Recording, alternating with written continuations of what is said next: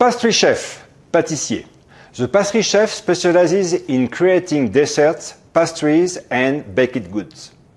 Design and prepares dessert, cake, bread, and pastries for restaurants and events.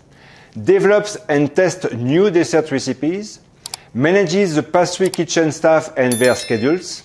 Monitors ingredient inventories for pastry productions and ensures hygiene and sanitation in the pastry section. Baker. The baker focuses on producing bread, rolls, and other baked goods. Prepares dough and baked bread, rolls, croissants, and other baked items. Operates and maintains baking equipment. Develops recipes for new baked products. Ensures proper storage and freshness of baked goods. And monitor inventory of baking supplies.